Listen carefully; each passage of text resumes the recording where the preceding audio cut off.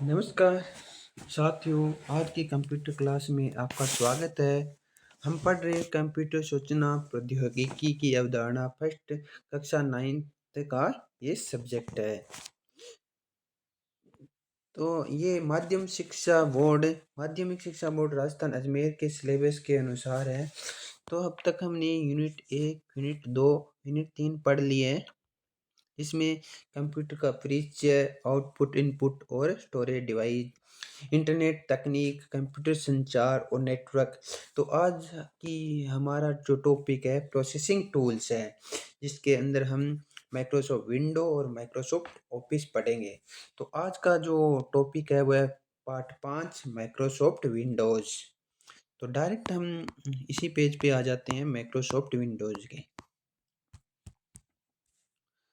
लगभग 116 number page पर इस किताब के।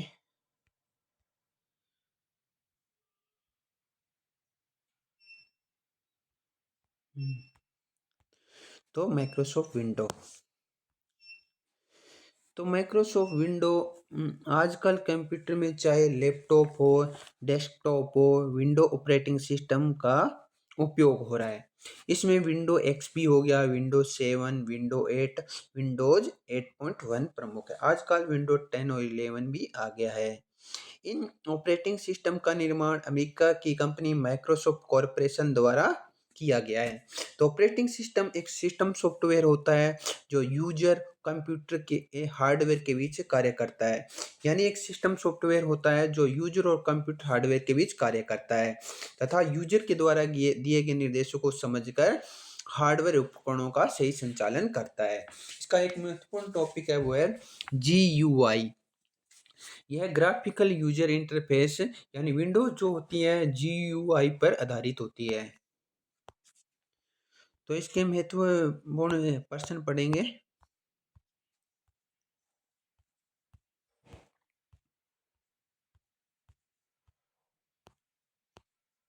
यानी पहले हम छोटे वाले प्रश्न ऑब्जेक्टिव टाइप क्वेश्चन पर आते हैं। तो पहला प्रश्न है, विंडो में किसी फाइल को डिलीट करने पर फाइल कहाँ चली जाती है।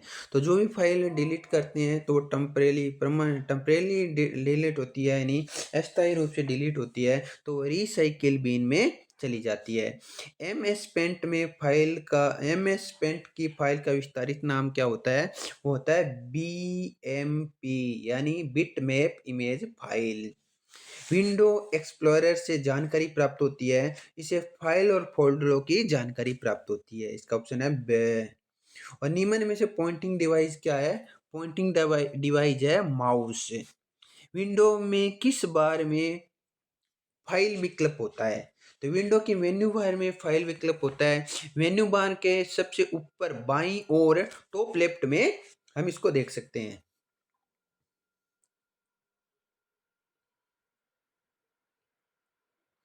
तो ये हो गया, मेन्यू बार में फाइल का विकल्प होता है। विंडो की सबसे ऊपर बार में कितने बटन होते हैं? तो विंडो की सबसे ऊपर वाली बार में 3 बटन होते हैं। टाइटल बार के इसको हम टाइटल बार कहते हैं। इसमें 3 ऑप्शन होते हैं, मिनिमाइज करने के लिए, मैक्सिमाइज करने के लिए और क्लोज करने के लिए।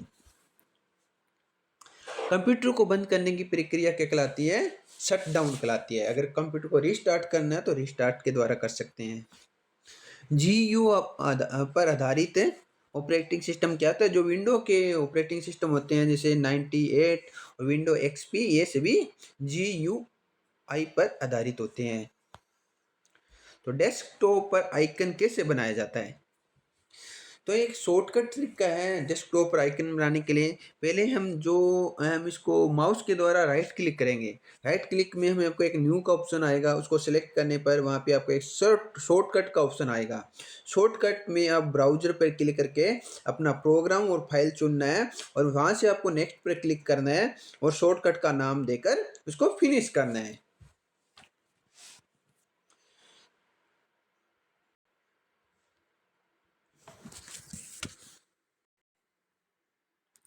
तो हम देख सकते हैं शॉर्टकट तरीका, राइट क्लिक करें न्यू पे जाइए, शॉर्टकट में जाइए और ब्राउज़र पर क्लिक करके अपना प्रोग्राम और फाइल चुनें। नेक्स्ट पे क्लिक करें और शॉर्टकट का नाम देकर फिनिश करें। तो दूसरा प्रश्न है, किसी विंडो का आकार कैसे बदला जा सकता है? तो इसका एक पहला ऑप्शन होता है, कीबोर्ड की सहायता से हम ALT यानी एल्ट प्लस F8 दबाकर इसका साइज बदल सकते हैं। इसके अलावा विंडो मेन्यू खोलने के लिए आप Alt प्लस स्पेस पर दबाएं, Alt प्लस स्पेस बार दबाएं और यह अधिकतम विंडो, यदि विंडो अधिकतम हो गई है, अधिकतम साइज की हो गई है, तो पुनर्स्थापित करने के लिए आप नीचे वाले तीर पर जाइए और इंटर दबाइए। इसके बाद में है विंडो और विंडोज ऑपरेटिंग सिस्टम और डीओएस ऑपरेटिंग सिस्टम में अंतर बताना है। तो डीओएस बेसिकली क्या होता है? कमांड लाइन इंटरफेस होता है और विंडो ऑपरेटिंग सिस्टम क्या होता है? Graphical user interface operating system पर आधारित होता है, GUI विंडोज ऑपरेटिंग सिस्टम, और कमांड लाइन इंटरफेस DOS, ये मेन इसका प्रमुख अंतर है। तो शट डाउन मेनू में हम स्टार्ट मेनू का ये जो सबसे निचला विकल्प होता है, जिसकी सहायता से हम कंप्यूटर को शट डाउन कर सकते हैं और विंडो को शट डाउन कर सकते हैं। और रिस्टार्ट करने के लिए विंडो में आपको रिस्टार्ट बटन का भी ऑप्शन होता है। शॉर्टकट के बारे में बताना है। शॉर्टकट एक ऐसी क्रिया है जिसके द्वारा हम किसी प्रोग्राम को आसानी से और बारंबार उपयोग में ला सकते हैं। शॉर्टकट के द्वारा हम किसी object, document, folder, disk drives, printer, modems, faxes इत्यादि को उपयोग में ला सकते हैं। जिस ऑब्जेक्ट का शॉर्टकट बनाना होता है उस ऑब्जेक्ट पर माउस लाकर दायां बटन दबाते हैं। इसके बाद एक मेन्यू स्क्रीन दिखाई देती है, इसे शॉर्टकट मेन्यू कहा जाता है। इस मेन्यू में एक ऑप्शन क्रिएट शॉर्टकट होता है, जिस पर क्लिक करने पर संबंधित ऑब्जेक्ट का एक शॉर्टकट बन जाता है। तो टास्क पेन से आप क्या समझते हैं? माइक्रोसॉफ्ट ऑफिस जैसे माइक्रोसॉफ्ट वर्ड हो गया, एक्सेल हो गया, पावर पॉइंट प्रेजेंटेशन हो गया, इसमें मैं स्क्रीन को दाईं और बाईं स्थित एक संदर्भ संवेदनशील कंटेक्स्ट ये डायलॉग विंडो होती है, टास्क पेन, ठीक है। तो ये एक संदर्भ संवेदनशील डायलॉग विंडो है। फाइल और फोल्डर किस प्रकार हम सर्च कर सकते हैं? विंडो में फाइल और फोल्डर को सर्च करने के लिए फाइल एक्सप्लोरर का उपयोग कर सकते हैं। इसे विंडो इसके साथ दो जैसे विंडो की के साथ ई दबाकर इसे हम खोल सकते हैं। उसके दाईं कोने में सर्च बॉक्स में फाइल का नाम टाइप करके आसानी से सर्च कर सकते हैं। यानी डायरेक्ट इसको एक्सेस करने के लिए आपको विंडो की दबाना है, साथ में ई दबाना है। इसमें एक डायलॉग बॉक्स होगा, उसके दाएं कोने में सर्च बॉक्स में आप फाइल का नाम टाइप करके आसानी से फाइल और फोल्डर को आप सर्च कर सकते हैं। तो किसी प्रोग्राम को किस प्रकार चालू किया जाता है? किसी प्रोग्राम को चालू करने के लिए उसके आइकन पर माउस से डबल क्लिक करना है। और दूसरा ऑप्शन है स्टार्ट मेनू में या एप्लीकेशन लिस्ट में से खोज कर और इस पर क्लिक कर सकते हैं, सिंगल क्लिक कर सकते हैं। तो 8वां प्रश्न है मिनिमाइज, मैक्सिमाइज और क्लोज प्रक्रिया को समझाना है। इसको समझाने के लिए हम फाइल में चैप्टर में जाते हैं।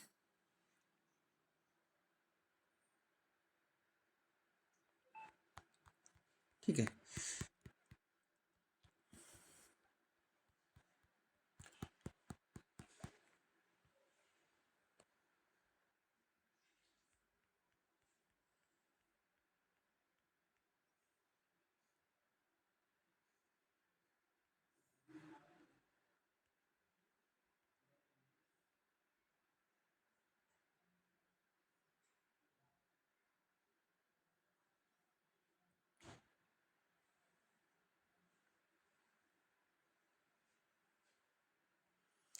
इसको हम आपको चैप्टर के अनुसार ही पढ़ा रहे हैं।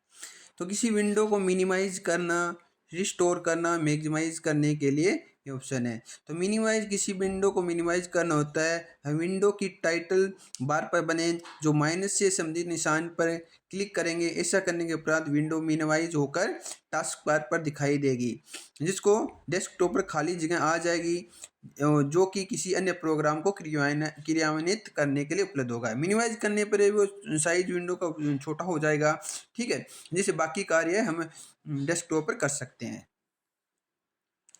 मैक्सिमाइज करने के लिए जो विंडो मिनिमाइज है और स्टोर हुई है उसे डेस्कटॉप पर संपूर्ण रूप से उपलब्ध कराने के लिए विंडो टाइटल बार पर माउस को मैक्सिमाइज बटन को माउस द्वारा क्लिक करने पर और स्टोर करने पर विंडो पूर्ण रूप से डेस्कटॉप पर आ जाएगी। जिस विंडो को मिनिमाइज या रिस्टोर किया वापिस उसे माउस के द्वारा प्लस वाले साइन यानी मैक्सिमाइज पर क्लिक करने पर डायरेक्ट विंडो पूर्ण रूप से विंडो पर आ जाएगी, डेस्कटॉप पर आ जाएगी।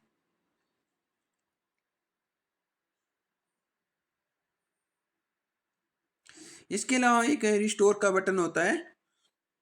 तो विंडो को अपनी सामान्य स्थिति में लाने के लिए टाइटल बार पर ऊपर की तरफ 3 बटनों में एक बटन होता है रिस्टोर, ठीक है। उसमें टास्क बार है पर फाइल देने वाले फाइल और प्रोग्राम ना वाले विकल्प पर माउस द्वारा क्लिक करने पर विंडो अपनी सामान्य स्थिति में आ जाएगी। तो इसके बारे में हम पढ़ लिया।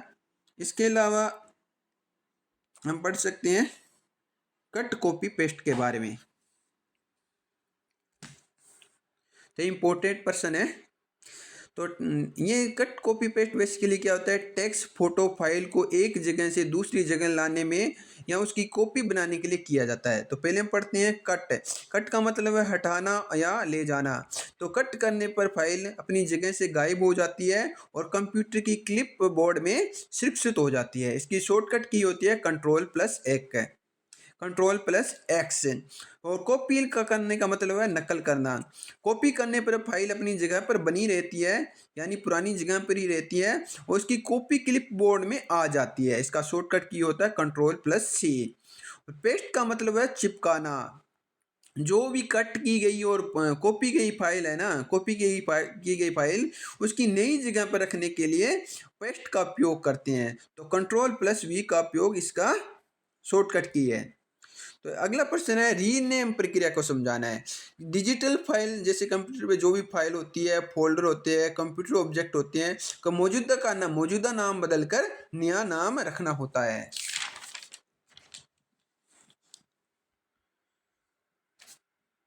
इसके अलावा विंडो 95 और विंडो एक्सपी में एक अंतर बताना है। तो विंडो 95 क्या होता है, एमएस डोस पर विंडो 95 क्या होता है, ये 1995 में आया था और इसके ये MS-DOS पर निर्भर होता है। ये 16 बिट या 32 बिट का हो सकता है, ये कम स्थिर होता है। और विंडो एक्सपी क्या होता है, 2001 में आया था। ये विंडो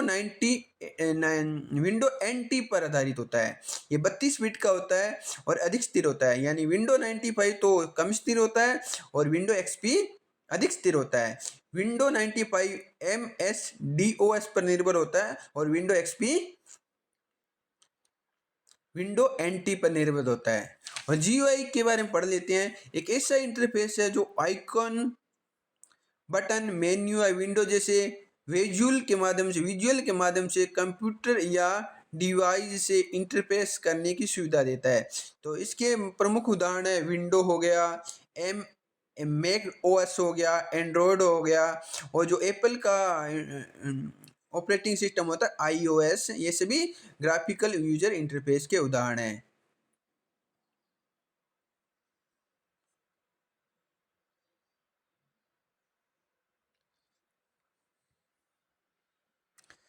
इसके अलावा छोटे छोटे क्वेश्चन और हैं, वो पढ़ लेते हैं।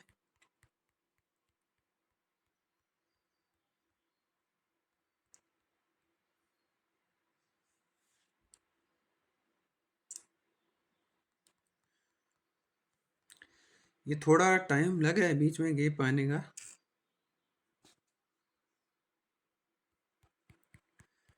क्योंकि हम लगभग 116 नंबर पेज पर आना है।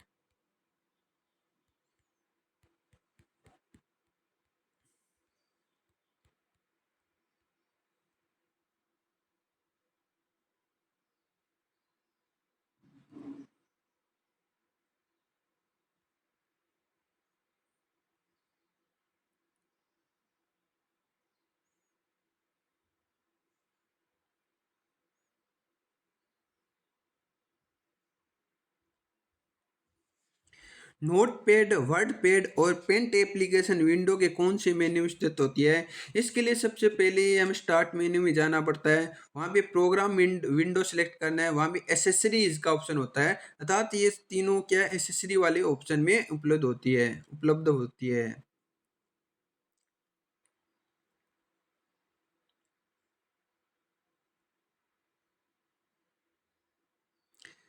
कैलकुलेटर कैलकुलेटर के बारे में थोड़ा पढ़ लेते हैं।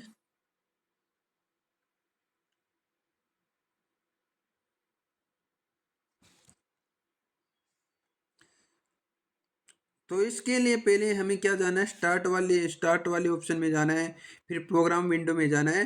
वहाँ पे एक्सेसरी का ऑप्शन होता है, वहाँ पे कैलकुलेटर का ऑप्शन होता है। तो सबसे पहले स्टार्ट बटन पर क्लिक करते हैं और तत्पश्चात स्टार्ट मेन्यू में प्रोग्राम पर क्लिक करके इस पर क्लिक करने के उपरांत कंट्रोल इसके सब मेन्यू में उपलब्ध कराता है। कंट्रोल कराने के उपरांत कंट्रोल उसके सब मेन्यू को उपलब्ध कराता है। उसमें स्थित एक्सेसरी एक विकल्प को चुनते हैं तथा उसके मेन्यू में कैलकुलेटर पर क्लिक करके स्टार्ट किया जा सकता है। यानी ये पहले सिंपल सा तरीका है, स्टार्ट में जाइए, प्रोग्राम में जाइए, वहाँ में एक्सेसरी का ऑप्शन आएगा, वहाँ में हम कैलकुलेटर को सिलेक्ट कर सकते हैं। जैसे ये फोटो दिखाई गई है कैलकुलेटर की। कैलकुलेटर को दो प्रकार से उपयोग किया जा सकता है, एक सामान्य गणितीय क्रियाओं के लिए, दूसरा वैज्ञानिक गणितीय क्रियाओं के लिए। तो कैलकुलेटर के द्वारा विभिन्न रूप जैसे hexadecimals, decimals, octal, binary, degree, radial आदि आवश्यकताओं के अनुरूप देख सकते हैं। इसके तीन मेन्यू होते हैं, एडिट का होता है, व्यू होता है और हेल्प होता है।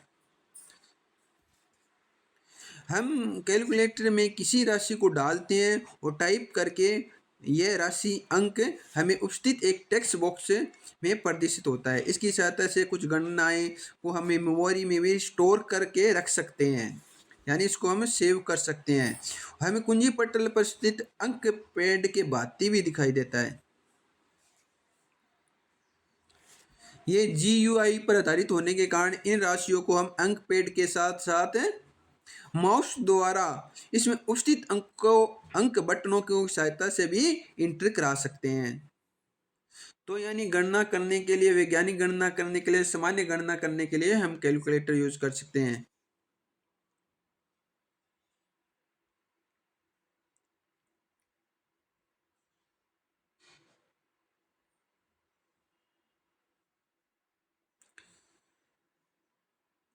आज की क्लास में आज सिर्फ इतना ही। मिलती है नेक्स्ट क्लास में नेक्स्ट टॉपिक के साथ। धन्यवाद।